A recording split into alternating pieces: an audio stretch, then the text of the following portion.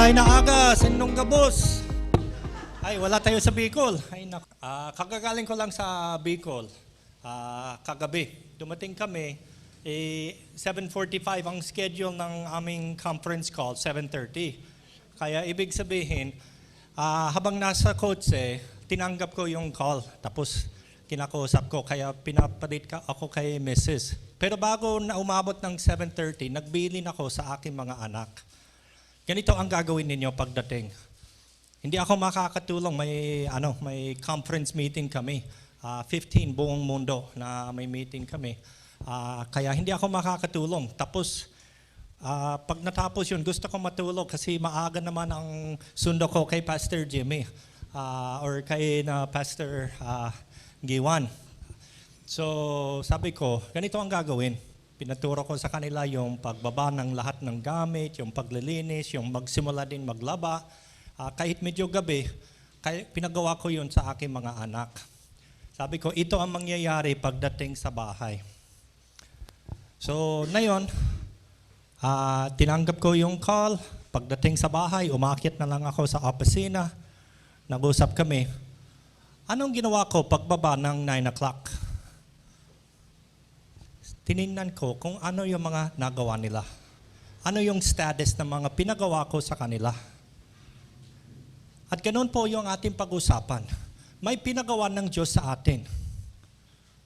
Na talagang mayroon po tayong trabaho at kailangan nating tingnan kung nagawa po natin yon. Kasi maaari sabihin natin, ay yung ibang mga nabanggit niya na tinatawag niyang Great Commission, hindi utos yun, prophecy yun. Kung sa Gawa 1:8, ano po yun? Utos, prophecy. Prophecy po yun. Sabi niya, ito ay mangyayari. Pagbabasa inyo ng Espiritu Santo, kayo ay magiging saksi ko. Pero isipin din natin, siya din. Ako ay tatay. Nung sinabi ko, ito ang mangyayari pagdating mo sa bahay, anong ibig sabihin? Prophecy yan. Utos pa. Alam na mga anak ko, kung hindi nila gagawin, may pananagutan naman sila sa akin. Ako ang tatay. Pag bumaba ako, tinignan ko, halos lahat ng mga pinagawa ko sa kanila tapos na. Konti lang na hindi ko nasabi na pinagawa ko pa sa kanila. Pero importante na alam nila lahat ng mga pinagawa ko sa kanila, maging sinabi ko bilang prophecy or maging sinabi ko bilang utos. Kasi sila ang aking katiwala. Nasa opisina ako. Pinagawa ko yon sa kanila, kaya maging nakasulat po ito bilang prophecy or maging utos, siya din. Prophecy yan. Na ibig sabihin, kung hindi sundin yung utos, ang Diyos ang bahala sa atin. Sabi niya, kayo ay magiging saksi ko sa Jerusalem, sa Judea, sa Samaria, hanggang sa dulo ng daigdig. Ano pa ang nangyari? Pag bumaba sa kanila ng Espiritu Santo, lumabas pa sila kaagad? Lumabas sa templo, sa upper room. Lumabas sila doon. Pero saan sila nanatili nung una? Jerusalem pa rin. Anong ginawa ng Diyos para matupad ito?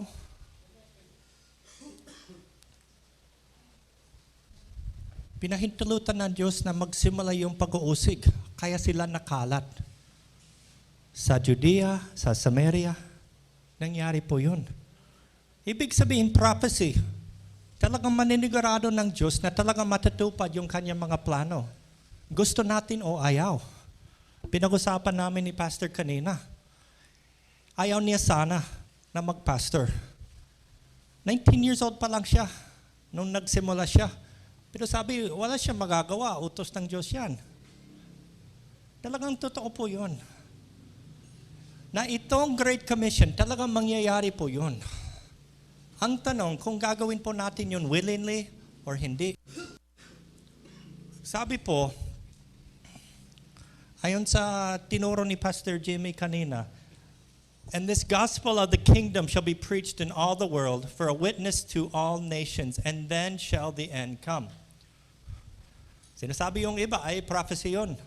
Mangyayari yun pag mangyari. Alam ng Diyos kung kailan mangyayari yun? Hindi. Sinasalaysay lang niya yung talagang mangyayari kasi inutos niya yun sa atin. Natupad ba ito, lahat ng mga nasabi doon? Hindi pa. It's been in all the world. Siguro nakalibot, masasabi natin. Siguro wala naman isang na talagang malaking lupain na hindi nakarating ng salita ng Diyos. But it will be a witness to all nations, sabi pa. So yung iba doon natupad, pero hindi pa lubusan. Kasi sabi doon, to all the nations. Ano po yung pinag-usapan doon na nations? Itong nations, yung salita sa Griego, ethne. Yun ang tinatawag natin na yung people groups. Sabi niya kanina, nagbati ako ng Bicol. Hindi kayo Bicol. Nagbati siya sa akin, Kapampangan. Kapampangan? Kapampangan. Sorry po.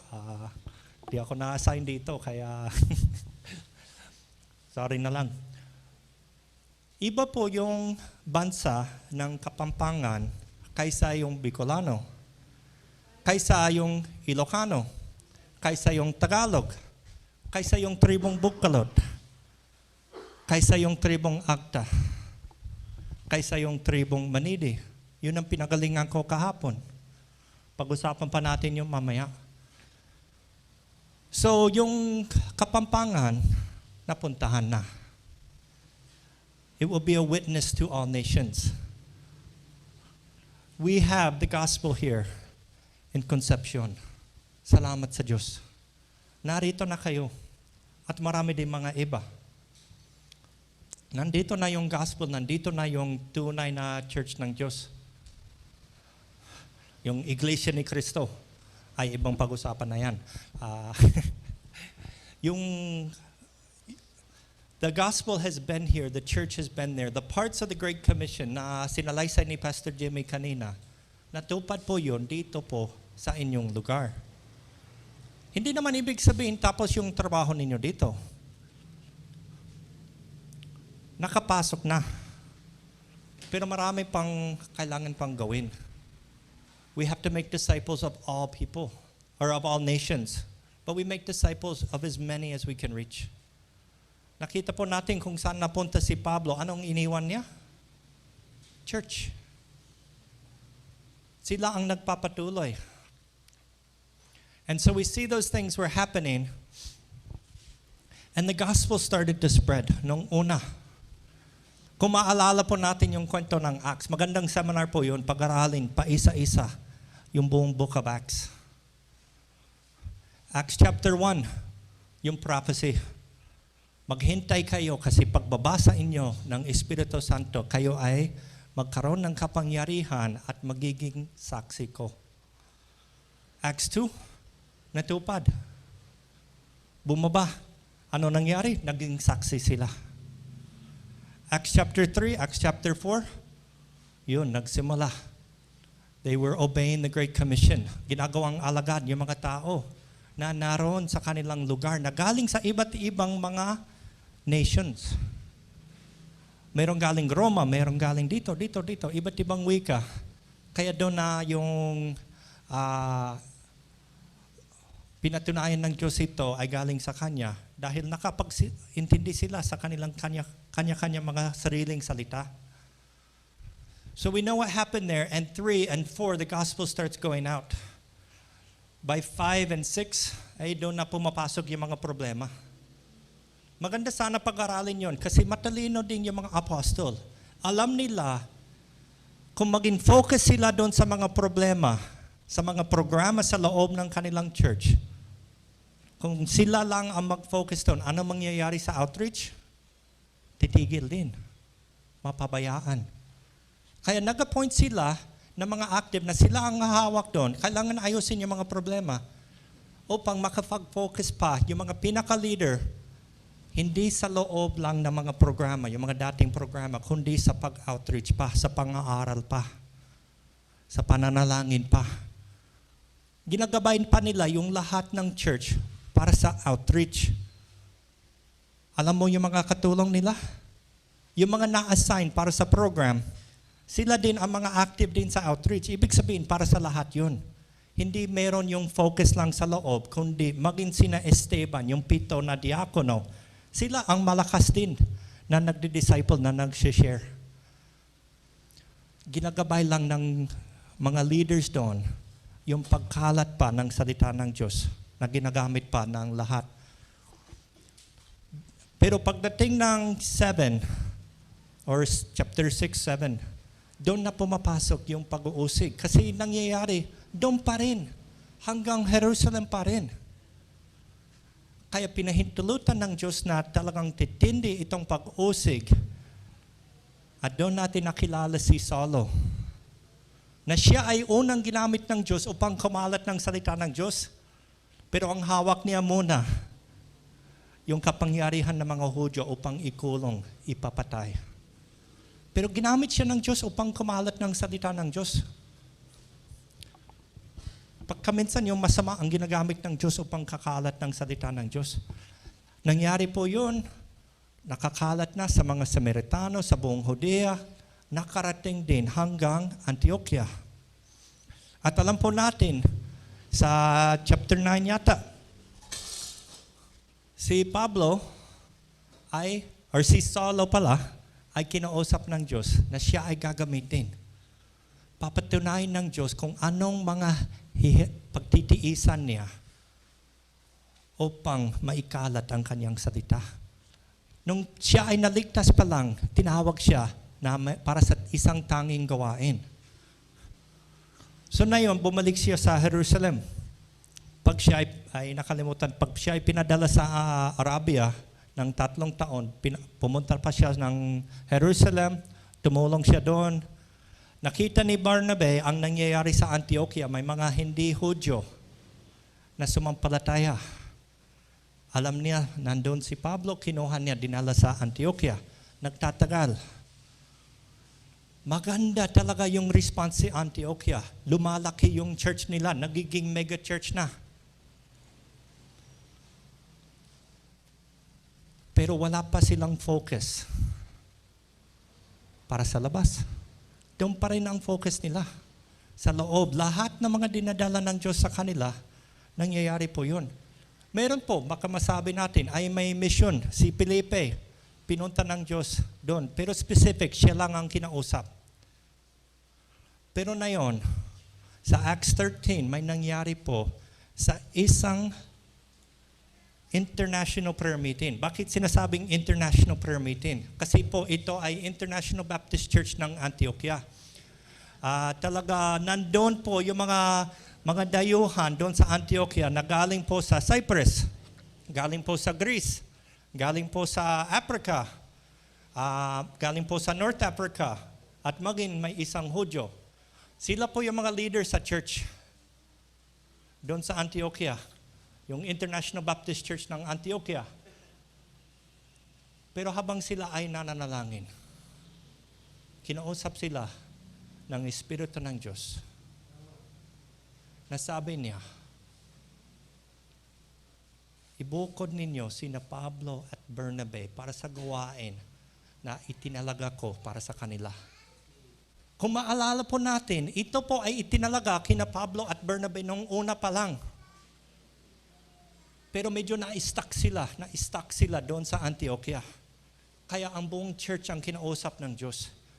Nasabi niya, ang status natin ngayon, doon sa kwento ko kanina, kung halimbawa pagbaba ko, nakita ko, kalahati pa lang ang nagawa ng mga anak ko. May binaba pero hindi nagsimula maglaba. Parang sinabi ko, sige, maglaba na rin kayo. Di ba yun ang pinagawa ko sa inyo noong una? Ngayon, may trabaho sina Pablo at Bernabe.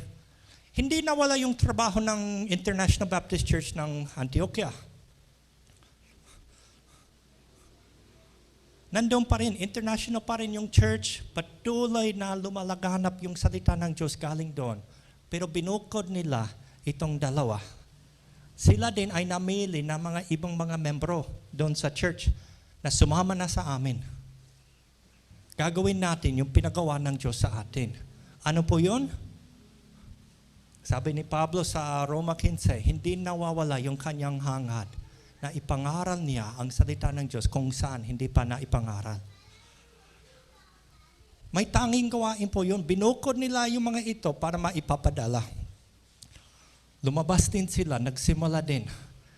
Kasi makikita po natin, bagamat na kumakalat ng salita ng Diyos, doon sa ordinary ng pag-disciple, sa ordinary na kung saan ka makarating, si Bernabe, nakarating lang siya sa Antioquia.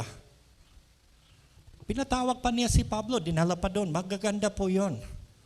Pero nakita po natin, may gawain dito na pinagawa ng Diyos sa church.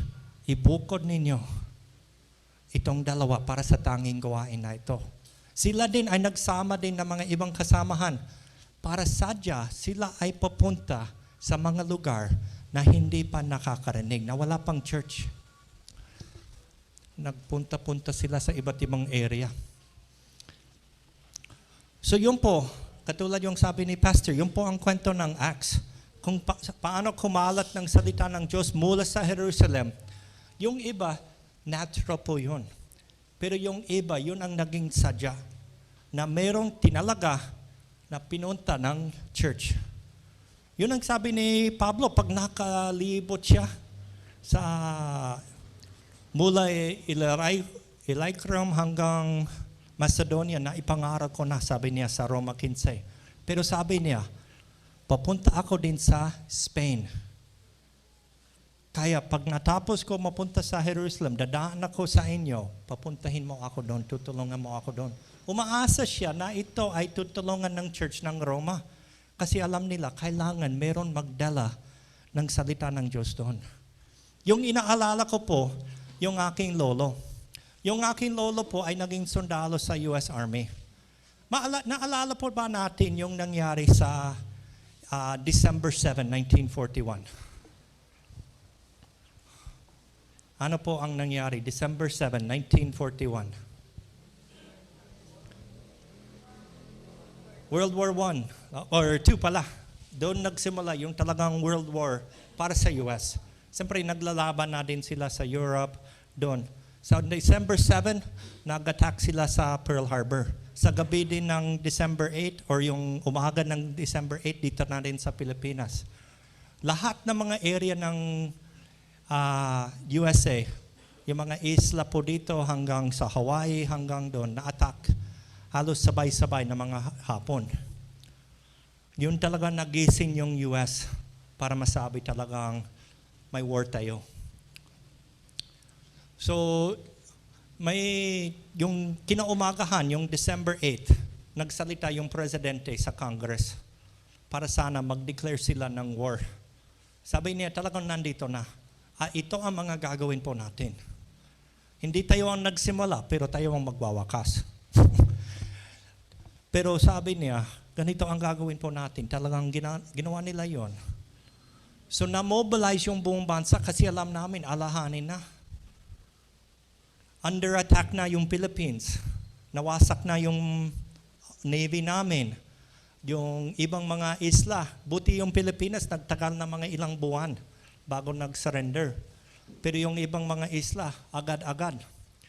So na-mobilize yung buong bansa para sa war.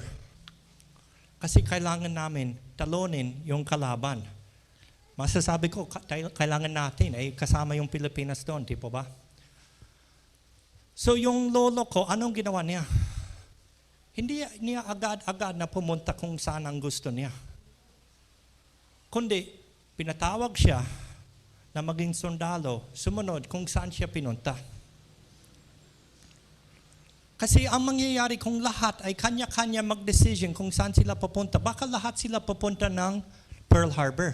Kasi yun ang pinaka-umabot sa balita dahil sa isang araw, ilang mga warships namin ang nalunod. Sa Pilipinas, naglalaban pa. Kaya baka akala nila, kaya yung Pilipinas. Pero yung Pearl Harbor, talagang lahat pupunta doon. Kaya, siyempre, alam natin, kailangan may strategy sila, di ba? Para yung mga army, ma-deploy. Maging din yung mga nagsusupport din doon. Yung lola ko, isa din sa mga bayanihan ko. Hero ko siya din.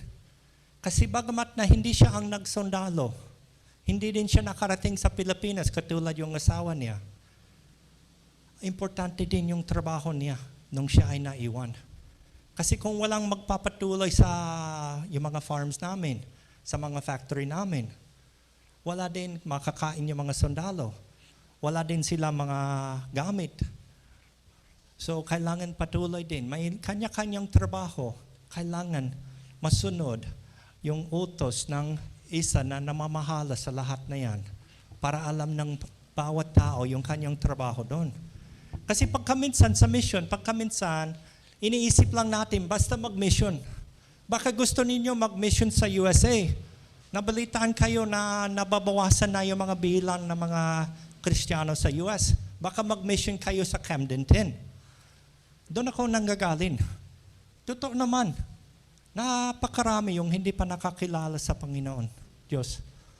Pero anong aabuti mo pagdating mo doon? Napakarami ding churches doon. Mahigit 30 yung churches. 2,000 lang yung bilang ng population ng bayan namin. 30 yung churches. Kasi galing pa sila sa mga barangay din sa labas. Pero napakarami yung mga churches doon. Mag-mission ka doon, meron na. Parang lahat tayo nagpunta na ng lahat, nakarating ng Pearl Harbor. Pagdating doon, nakita mo, ay wala naman yung mga Hapon dito. Nasa Pilipinas sila. Nasa Midway Island, nasa Guam. Kaya importante na alam natin kung saan ang kailangan pa ng mission. Huwag natin malimutan, napaka-importante yung trabaho ng church. Part ng trabaho ng church, yung mga unreached. Pero patuloy din, tayo ay nagdi-disciple, nag-outreach. Kasi kung walang mag-support, walang mag-send sa kanila, ano mangyayari? O baka matulad tayo sa Europa, tinitingnan niya yung orasan. Medyo sanay ako sa tribo, wala silang orasan. Kahit 3 oras ako magsalita, okay lang. So, importante na alam natin yung status na yon para alam natin sino ang kailangan pa na yung wala pa.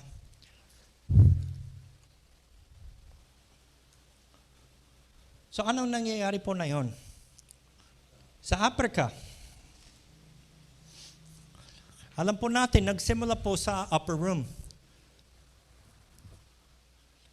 Pero kumakalat na.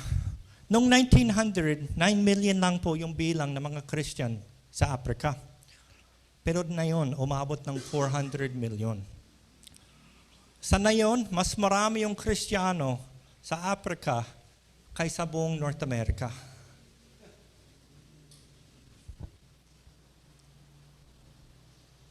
So nakikita po natin, may progress talaga tayo, di ba? May nangyari na. Hindi tayo nagsisimula sa wala. Sa Asia naman, sa alam po natin, ayon sa tradition, yung mga kasalaysayan, si Thomas ang unang nakarating sa India sa unang century pa lang. Yung mga unang misyonero din, may mga pumunta din ng China ng 7th century. Pero sa ngayon, mahigit 100 million ang mga Kristiyano sa China sa alam natin. Sa alam natin, mas marami yung Southern Baptist sa China kaysa sa US. Isipin mo yon. Mas marami yung bunga ng mission ng mga Southern Baptist. Hindi ko alam kung ginagamit nila yung tawag na Southern Baptist. Northern Hemisphere naman sila, di ba? Wala silang Civil War. So, pero yung bunga ng Southern Baptist sa China, mas marami doon kaysa buong US. So may nangyayari po. Sa South Korea, halos ikatlo ang alam natin na Kristiyano.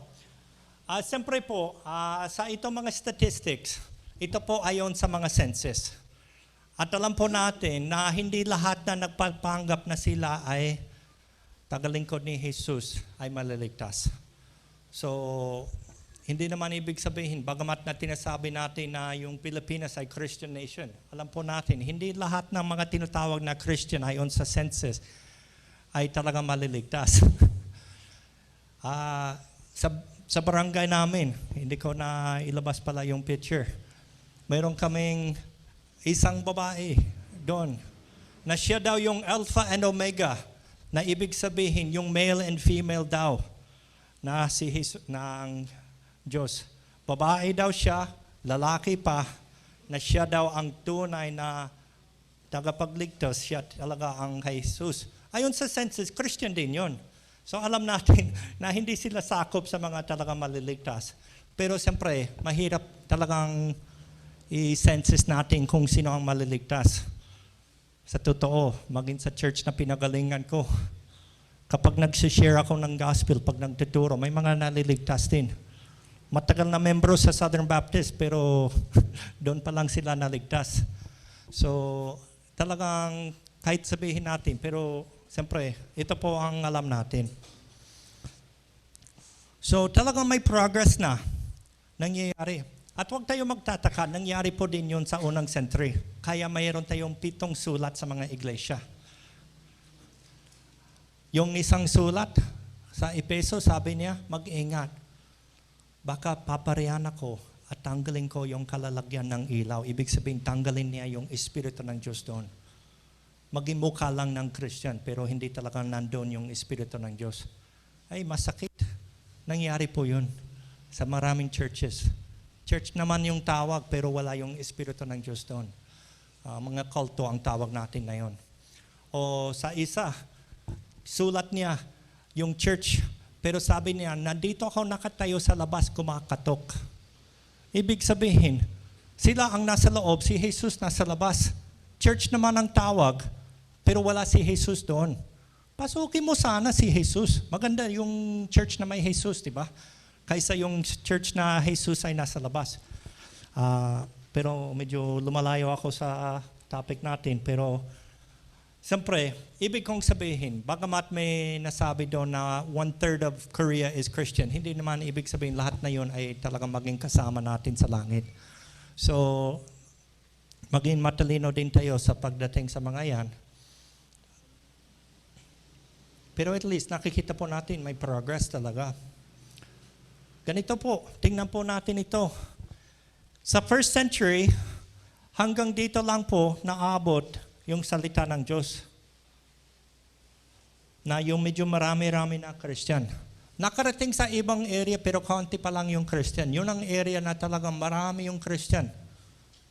Pero pagdating ng AD 400, mas napalawak yung area na napakarami yung mga Kristiyano.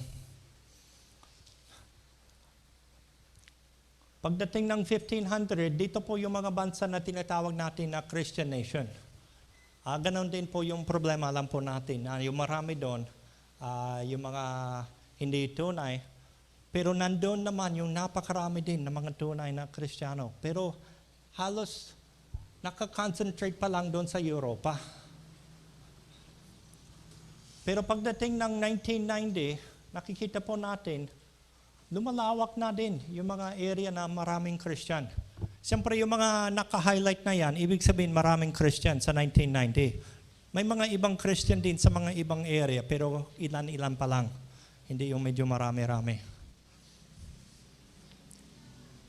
So ito po yung dito sa 1500, yun po ang mga tinatawag na mga Western nations, Europe hanggang sa North America. Yun ang tinatawag na mga Western nations. So doon nakakoncentrate ang nakakarami sa mga Kristiyano noon.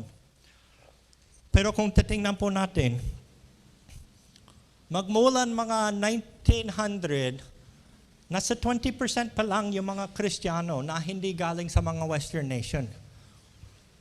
Pero lumalampas na sila sa dami ng mga Kristiyano na galing sa Western nations. Sa ngayon, mas marami yung galing sa ibang mga bansa kaysa yung mga Western nations. At ano din ang nangyayari po pag nakita po natin? Ano po yung Great Commission? Siya po yung utos or prophecy? Parehas, di ba? Both. Kaya bagamat na hindi siguro tinuro ng mga Western missionary, kinakwento naman ni na Pastor Jimmy, ang nakakalungkot. Ang mga IMB, kami ang pumipigil sa mga Pilipino noon na kayo ay hahayo. Sinasabi namin, hindi pa ninyo kaya daw. Sinasabi nila, hindi ako sakop doon. Pero ang tinitingnan nila, kayo ang namisyonan. Pero ano nangyari? Nandoon naman ang Espiritu ng Diyos sa inyong mga churches. Na siya ang tumatawag ng mga tao na hahayo. Hindi lang sa mga unreached dito sa Pilipinas, pero maging din sa ibang mga bansa. Hindi mapigil yon. Kahit hindi po yon tinuro, nangyari pa rin. Kasi, ang Espiritu ng Diyos, ang nagpapatupad po doon. Kaya tingnan po natin ang nangyari. Noong una, 1937, ang nakakarami sa mga misyonero galing po sa Europe. Halos 65% ng mga misyonero noong 1937 galing po sa Europe. Nasa 35 po yung galing sa North America, Canada, at United States. At ilan lang po ang galing po sa nakakarami sa mga tao sa mundo. Pero, pagdating ng 1977, bumagsak na yung Europa. Napabayaan nila yung kanilang church. Kaya nabagsak yung mga bilang ng mga misyonero nila, pero dumami din yung North America. Pero dumadami na din yung mga misyonero na galing din sa ibang bansa. Pero pagdating ng 2007, lumampas na yung mga misyonero galing sa ibang bansa na tinatawag na majority world. Ibig sabihin, yung mga developing nations o yung dating tinatawag nating third world nations.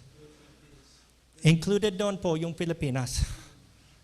Ang akala ng mga Western nations noon, yung kaya mag-mission ay yung mga may pinag-aralan, yung mayaman, yung mga yun. Pero hindi yun napigil ang Espiritu ng Diyos na nasa mga tao, nasa ibang bansa din. Kaya lumampas na ang ibang mga bansa kaysa yung North America, maging po yung Europe. Hanggang po sa ngayon, halos nabaliktad na po. Nabaliktad. Ang nakakarami sa mga misyonero po ay hindi galing po sa North America. Hindi din galing po sa Europe. Meron pa rin. Pero dumadami na yung mission force na galing sa iba't ibang bansa. Kaya kayo din, na yung tinatawag na majority world, kailangan tayo maging matino din kung paano kayo mag-mission. Kasi pag minsan, talagang naging excited yung isang church na mag-mission tayo. Pero hindi niya alam yung papuntahan niya. Anong gagawin? Nangyari po sa church ng kapatid ko. Gusto nila mag-mission. Nag-organize sila ng mission trip. Pagdating doon sa Haiti, ang pinagawa sa kanila, magpintura sa orphanage. Maganda yun. Hanggang nakausap niya yung nagmamanage sa orphanage. Sabi niya, 7 beses na ito napinturahan nitong taon pa lang. Bakit yun pa rin ang pinipilit ninyo gagawin? Mission sana ang napuntahan ng kapatid ko. Pero dahil sa kulang sa pag-aaral, nangyari. 7 beses na ito nangyari. Meron nang nag-promote na itong orphanage kailangan na mapinturahan. Hindi din nila alam ng kaugalian doon sa Haiti pag tinatawagan, pwede ba namin puntahan para mapintura? Hindi niya sila mapindihan. Pero pagdating doon, pag talagang nag-usap sila ng singsingan, doon lumabas, 7 beses na ito na pinturahan. Matagal na yung request na yan. Nangyari ng napakaraming beses na. Naulit-ulit pa. Kaya kailangan tayo maging matino din sa ating pagpapadala ng mga misyonero. Hindi naman sama-sama yung ginawa ng kapatid ko. Pero medyo sayang din. Medyo may kabobohan. At pagkaminsan, pasensya po, pagkaminsan, ang ginagawa po natin sa pag-mission ay medyo katulad din yung nangyari doon sa kapatid ko. Hindi naman sama-sama ang ginawa nila. Pero pagkaminsan, nagpapadala tayo ng mga tao kung saan-saan, marami yung ginagastos po natin. Pero paulit-ulit nangyayari po yung mga dating mga nangyari na. Pero yung mga kailangan pa na mangyari pa, napabayaan pa. Kaya importante na pag-aralin, ano ang talagang kailangan gawin. Kung hindi, papadala po natin lahat ng sundalo sa Pearl Harbor. Nandun na sila pero nagtitingnan lang sila kasi walang kalaban doon. Yung kalaban dito sa Pilipinas. At alam po natin, may kanya-kanyang trabaho din. Sa paglaban na yan, kinakwento daw ng lolo ko, hindi ko siya inabutan, namatay siya bago ako pinanganak. Pero kinakwento ng aking tatay yung kwento ng lolo. Sabi niya, ang nangyayari po, yung mauna po sa isang isla, halimbawa Leyte, yung mauna po doon, Marines, papalandin doon sa mga bangka nila, yung mga landing craft. Pagdating doon, siyempre maglalaban-laban sila, mga isang araw, 2 araw, hanggang meron lang sila base na pwedeng landingan ng army. Pero nasama din yung loob din lolo daw. Kasi kapag natapos yung gawain ng Marines, kinakwento daw sa US, sa balita, binabalita daw sa US, na nasakop na yung Leyte. Pero ang meron lang, landingan lang ng army. Sabi niya, marami akong kaibigan na namatay sa mga area na nabalita na nasakop na namin. Kasi sa kanila yung trabaho na sila ang talagang magsugod sa buong isla hanggang mapatay o matalo yung mga Hapon. Kaya iba yung trabaho.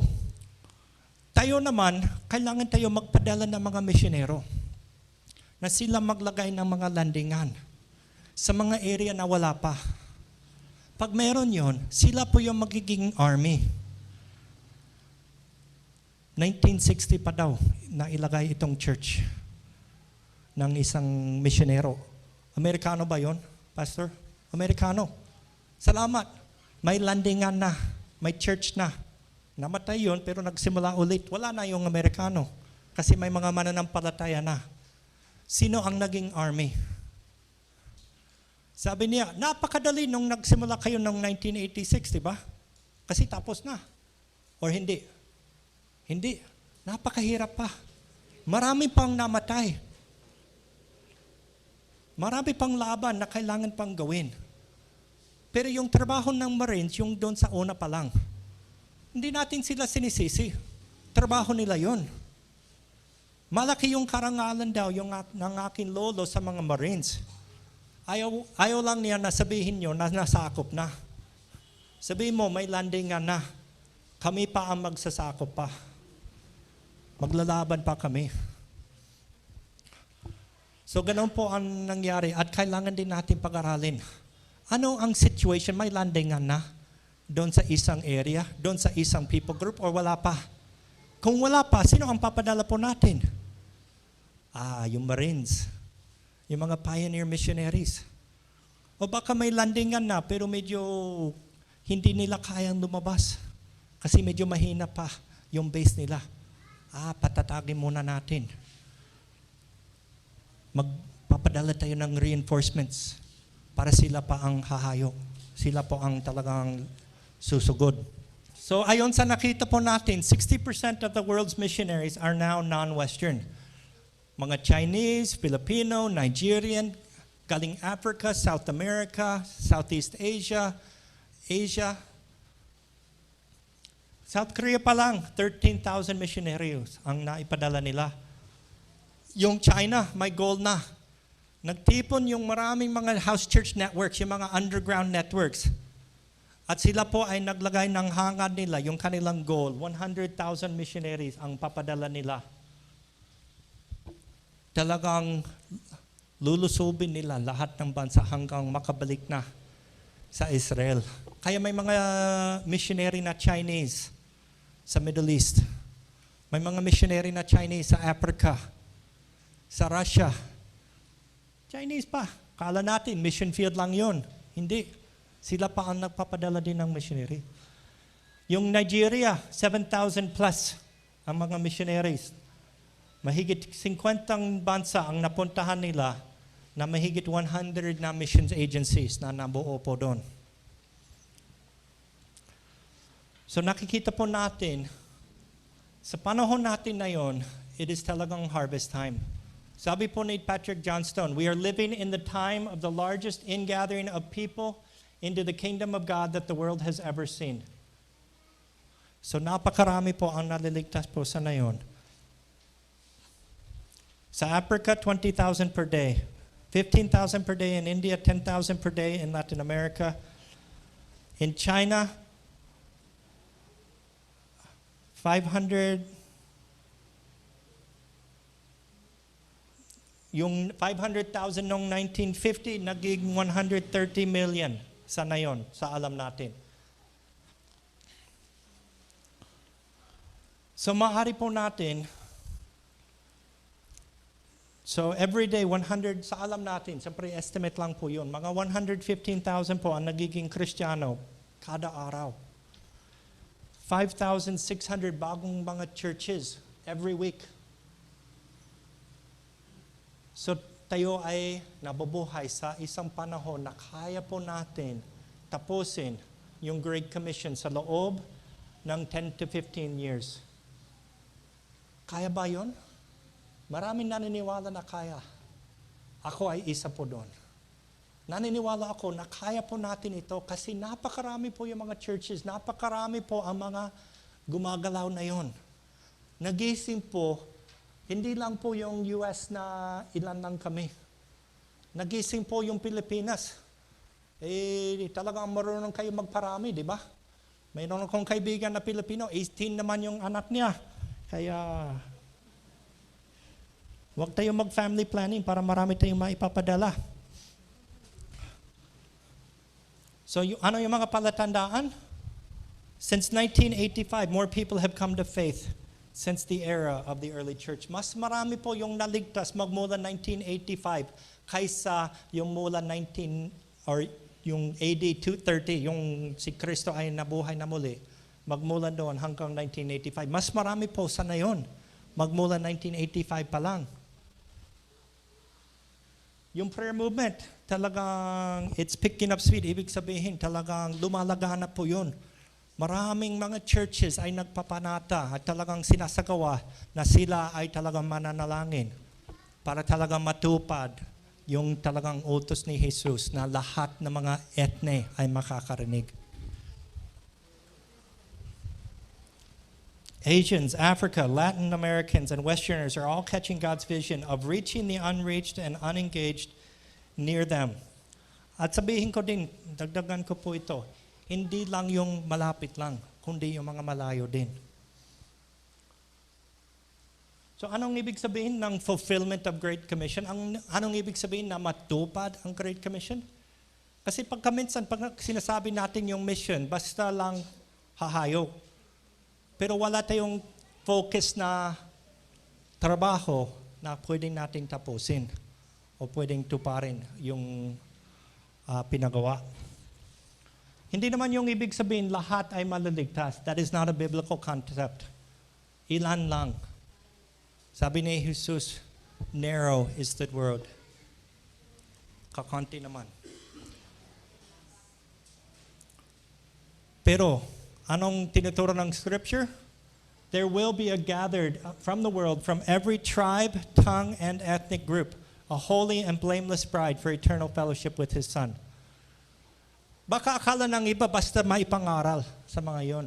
Pero nakikita po natin sa pahayag, talagang meron maliligtas na galing po sa bawat ethne. Kaya ibig sabihin, yung pinagalingan ko kahapon, yung Manidi tribe, nakulang po sa 10,000 po yung population ng tribo nila. Pagdating natin sa langit, hindi natin masasabi nakarinig, kundi may kasama po tayo doon na maridi, na magpapuri din sa Diyos. Bawat ethne, bawat wika.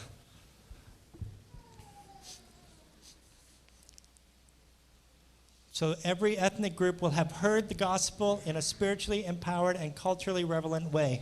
At mayroon po doon maliligtas. So medyo sumasobra na ako sa oras, sorry. Pero may nakikita po natin, hindi patas po ang lahat ng mga tao nakakarinig. Marami yung nakakarinig. Marami na yung churches, marami na yung mga mananampalataya. At dumadami din yung mga nagiging misyonero. Pero ano po ang nangyayari? Hindi naging patas po kung saan po sila pinapadala. Ang nakakarami sa mga misyonero, pinapadala po sila sa mga peoples na Christian na hindi naman ibig sabihin masama po yun. Hindi po. Kung nagma-mission yung isang Amerikano na mag-pastor siya po dito sa Concepcion, masama ba yun? Hindi naman. Pero kung lahat ay dito mag-mission din, ay parang nandun na tayo lahat tayo sa Pearl Harbor. Di ba? Kailangan pag-aralin kung saan ang pinaka-need. At nakikita po natin sa ngayon, ang nakakarami sa mga misyonero ay pumupunta sa mga peoples na Christian na. So, kailangan isipin po natin, paano po yun? Kasi may dalawang tanong na napaka-importante. Is the gospel available to everyone? Ibig sabihin, lahat ng mga tao ay pwedeng, kung gusto nila, marinig at maunawaan yung gospel? Hindi. The question is, how can they know and worship God if they have not heard the good news of Jesus Christ? They can't. Itong trabaho na ito, itong Great Commission na ito, hindi ibinigay ng Diyos sa mga anghel. Hindi din niya gagawin na magmula sa mga ulap, makikita po nila yung gospel. Hindi. Ito ay binigay po niya sa church. Tayo ay kanyang katiwala. Kailangan yung isang katiwala maging masipag at matino. Kung lahat po tayo papunta ng Pearl Harbor, doon tayo makikipaglaban sa mga Hapon. Wala naman sila dyan. Anong klaseng katiwala tayo? Kailangan tayo maging matalino. Tayo ay katiwala.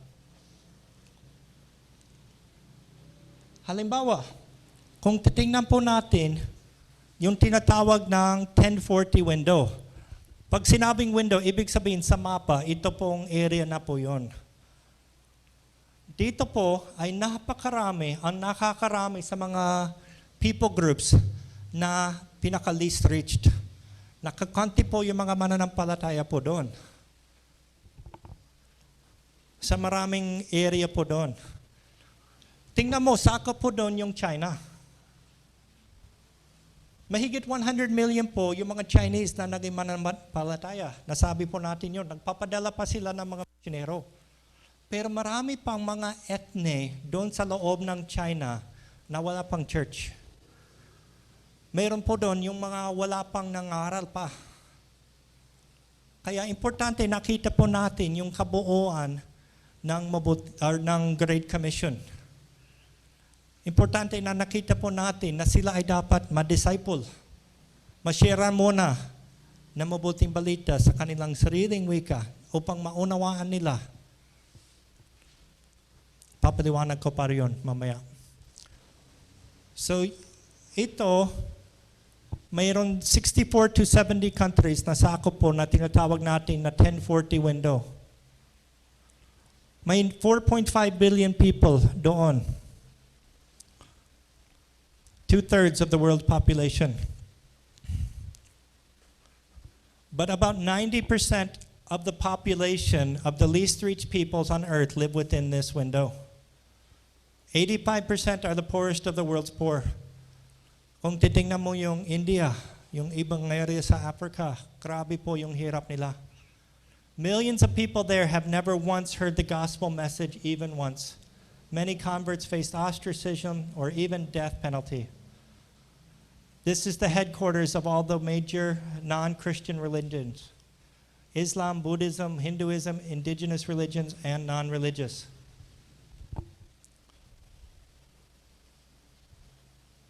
Yung pinaka-50 ng pinakamalaki na megacities na unreached pa, nandun po sa loob na itong window. Pero tingnan po natin ito. Less than 1% of missions giving globally goes to the 1040 window. Ibig sabihin, yung 99% ng giving ng missions napapunta sa ibang mga mission field. Kaysa ito ang pinakakailangan. Kaya yun ang ibig kong sabihin, hindi patas ang ating effort. Nagpupunta po tayong lahat sa Pearl Harbor. Only 10% of the global missions force is deployed in the 1040 window. 45 of the 50 worst countries for persecuted Christians and martyrs. Many of the countries are closed. Ibig sabihin, hindi malaya yung sabihin mo sa pagpasok. Ay, gusto ko maging misyonero sa bansa niyo. Hindi pwede yon. Kailangan, may ibang dahilan ka bakit papunta doon. Pero dala-dala mo din yung salita ng Diyos. Nasadya, pupunta tayo sa mga area na kinakailangan natin. Sa Bible translation, mahigit 1,800 languages na wala silang Biblia talaga, kahit konti lang. Pero of the more than 7,000 languages in the world, only 554 have a complete Bible. Ito po, kaya isipin po natin, talagang hindi pa patas. Kung American ka, English speaking ka, ilan po yung Biblia sa English? Hindi lang siguro 100 na translation sa English. Pero paano kung iba yung salita mo? Mga salita na wala. Sabi ni Martin Luther, no one understands Scripture unless it is brought home to him. That is, unless he experiences it. Kinakailangan nila ng salita ng Diyos sa kanilang wika at meron talaga mabuhay doon na magtuturo para makita nila ano talaga itong sinasabi ninyo. Iyon ang nakuha ko po doon sa quote ni Martin Luther. So sino po itong mga unreached? 6,000 individual ethnic people groups, mostly in the 1040 window. Yung nakakarami po sa kanila, sa loob po ng inilagay po natin sa mapa kanina. Ang ibig sabihin po natin, mababa po sa 2% ang mga population ng mga Kristiyano sa group na yan. Yun ang ibig nilang sabihin. Kaya pag sinabing less than 2%, yung ibig sabihin, nakita nila, there is not enough believers to proclaim the gospel to their entire people group. They need outside help. Ibig sabihin, hindi pa naging stable yung kanilang base, yung kanilang army, para sila ang pwedeng, kailangan pa nila ng tulong din sa mga tagalabas.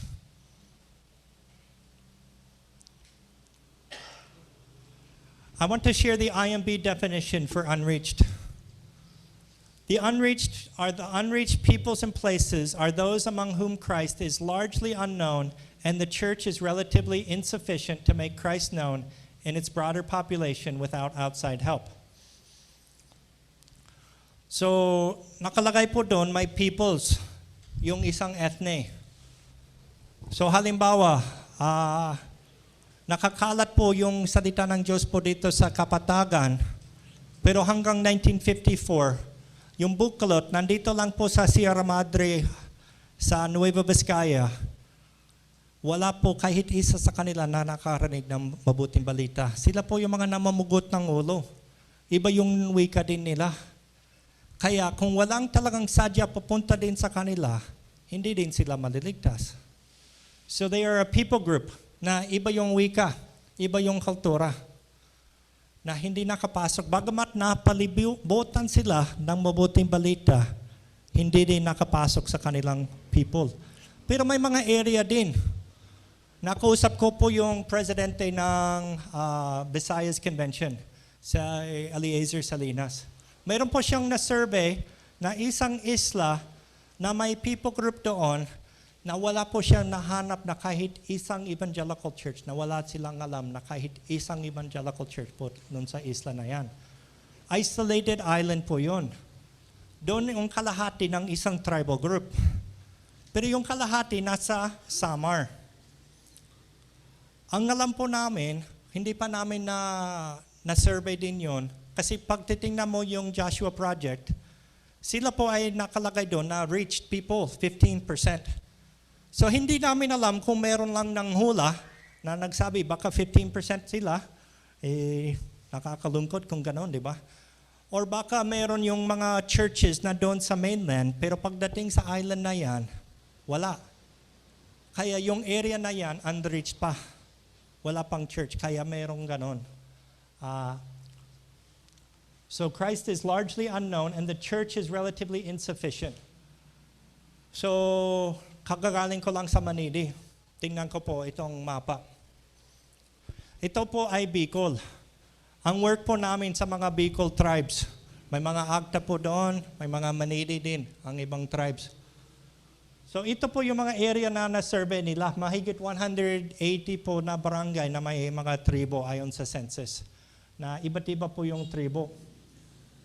So dito po sa Rinconada area, ang nakakarami sa mga tribo na yan, mahigit 40,000 po ang nandito po sa area na yan. So kung titingnan po natin na yun, may mga churches na. Pero yung mga churches na yan, maliliit, mahina. Wala silang pastor na kaya mag full-time. Sila po ay mga halos masabing mga alipin. So bagamat na masasabi po natin may mga churches na yung bilang ng mga mananampalataya sumobra sa 2%, nakikita po natin kailangan pa nila ng tulong para kaya nila, they can adequately reach their own people. May kayahan nila. Yun ang definition doon. Kaya tinutulungan po namin yun. Pero may mga area na din, na-survey po namin ito 2 years ago, 33 na barangay po na may tribo po doon, wala kahit isang church. So bagamat sa kabuuan ng people group, reach na sila. Pag tinitingnan mo lang yung 2%. Pero pag tinitingnan mo yung lugar na ito, yung lugar na hindi namin na-survey, wala pang mga churches yon. Kaya yun ang masasabi natin, places na unreached. Kasi nakabukod sila. Wala silang communication, walang nagbibiyahe doon, wala silang kamag-anak doon. Kaya hindi nakarating yung mabuting balita doon, kahit meron po dito. Ang Manili tribe, ganoon din po. Pag na-survey po namin, lumabas po sa Joshua Project 15%. Hindi namin alam kung meron dati, pero ang alam lang namin na yon, nakita po namin, may isang church, oneness pa. Siguro nasakop nila yung mga Iglesia ni Cristo, maraming membro ng Iglesia ni Cristo. Pero pag na-survey po namin, napunta namin mahigit kalahati, tinanong din namin yung mga ibang area. Walang evangelical church kahit isa. So yun ang mga tinatawag na unreached. Sa tribe nila, sa wika nila, hindi pa may church doon na sila ang kaya mag-outreach. So kailangan nila ng misyonero makatira doon. Salamat sa Diyos, meron na. Malapit din magtapos din yung pag-aaral ng wika nila.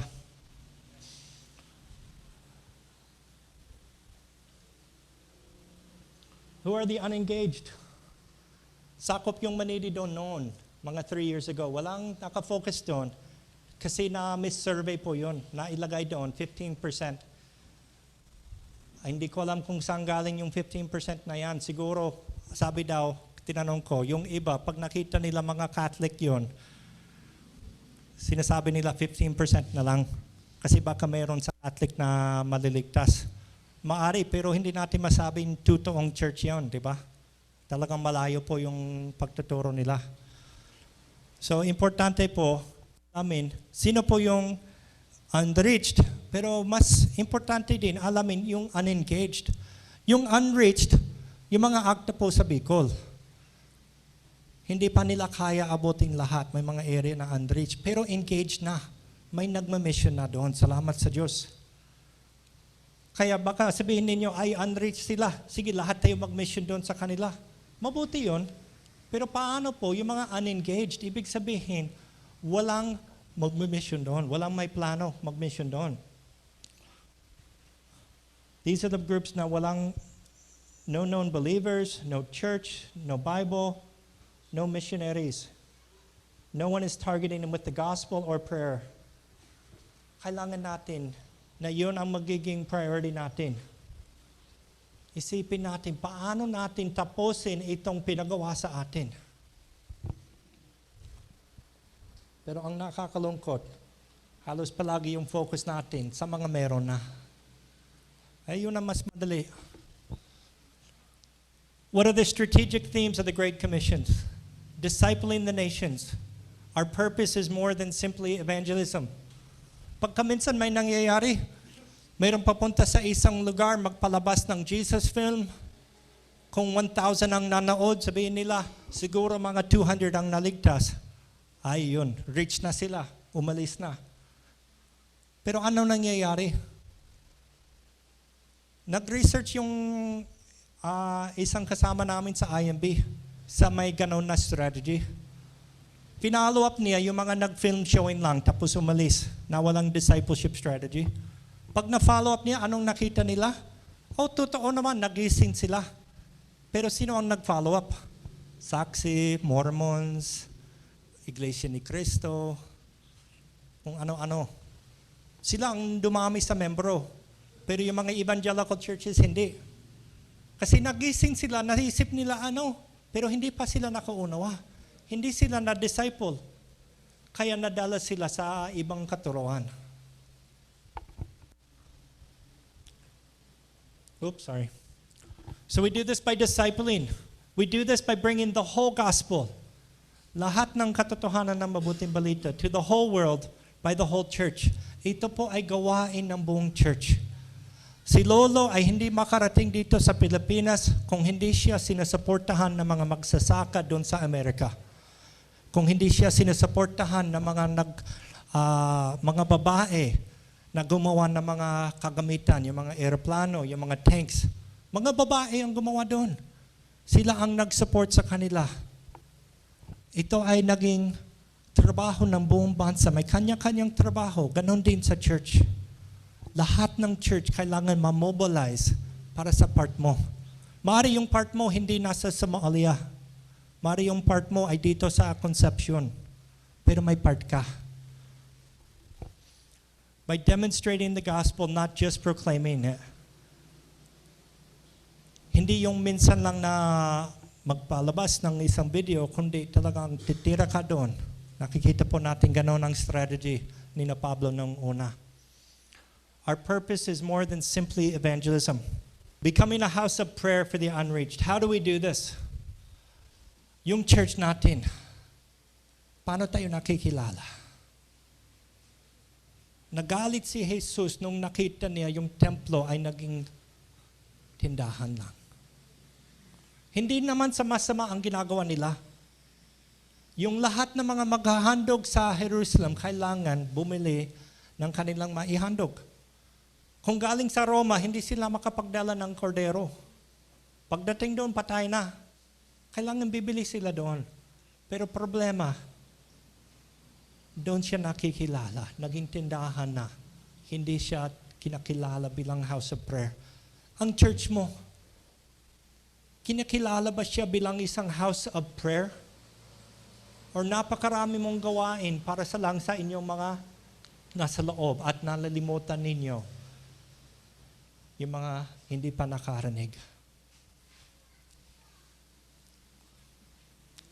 We need to make sure the Bible is available in every language. We need Bible translation. We need church planting movements. Hindi kaya tayo magpadala ng lahat ng sapat na misyonero para sila ang magplant ng lahat ng churches. Hindi. Hindi Amerikano ang nagplant ng maraming churches sa Pilipinas. Meron. Pero yung nagplant ng nakakarami, yung Pilipino na. Mas malaki ang magawa ng Pilipino dito sa Pilipinas kaysa yung mga magawa ng amin mga nasa labas. May part kami, magsimula, mag-disciple, pero kung disciple makers na tayo, yun ang dumadami. Yung 2 naging 4, yung 4 naging 8, yung 8 naging 16, yung 16 naging 32. Kung dalawa lang, mabilis kumakalat kapag tinuturuan na mag-disciple din. Through works of justice, compassion, yung paglingkod, we can engage the 7 fears of society among the unreached and unengaged. So, medyo sumobra ako sa oras. Maganda po na pag-isa-isahin po yon. Pero gusto ko lang na magwakas po tayo sa isang talata po sa Biblia. Nagtanong si Pedro pala sa pangalawang Pedro 3. Sabi niya, kung wari na siya ang nagtatanong, pero ito ang tanong ng iba. Nasaan ang pangako ni Jesus? Yung pangako na pinag-usapan kung kailan siya babalik. Wala pa. Kaya pinapaliwanag niya na iba yung pananaw ng Diyos. Na hindi katulad yung tao na kung nangako si kuya, na may pangako siya sa kanyang anak na dadalhin niya sa, anong gusto nila, sa Disneyland, Hong Kong siguro. Mangako, dadalhin ko kayo doon. Kung hindi pa nangyari yun sa loob ng 10 taon, anong ibig sabihin? Ay nakalimutan na niya. O baka hindi niya kaya. Pero Diyos, hindi siya ganon. Hindi siya nakakalimot. Kaya pa naman niya. Bakit wala pa si Jesus? Hindi pa daw bumalik. Pangalawang Pedro 3:9. Pasensya na, iwan yung Biblia ko sa Bicol yata. Hindi ko mahanap kaninang umaga na 4:00. Sabi po niya, hindi natutupad yung pangako na yan, alang-alang sa inyo. Ayaw niya na mayroong mapahamak. Binibigyan niya ng tao ng pagkataon na makapagsisi. Ayaw niya may mapahamak. Pasensya, medyo nabaliktad ko po yun, sorry. Pero yun ang talagang puntos niya. Yung sa'yo, alang-alang sa'yo, sino po ang pinag-usapan? Tayo, ang church niya. Hindi sila naliligtas dahil hindi sila nakakarinig. Tayo ang dapat na mahiya na bakit wala pa si Jesus. Kasi trabaho po natin na ikalat po yun. Kaya po nasabi po niya sa pangalawang Pedro 3:12, kaya na, kung ganito ang magiging lagay ng mga lahat ng bagay, anong gagawin po natin? Tayo ay mabuhay ng kalugod-lugod sa Diyos at padaliin po natin ang pagdating ng araw na yan. Ibig sabihin, meron po tayong pwedeng gawin.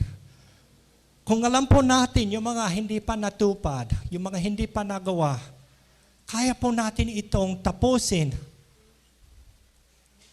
para mangyari po yung sabi ni Jesus. Babalik na siya pag nakarinig na ang lahat ng ethne.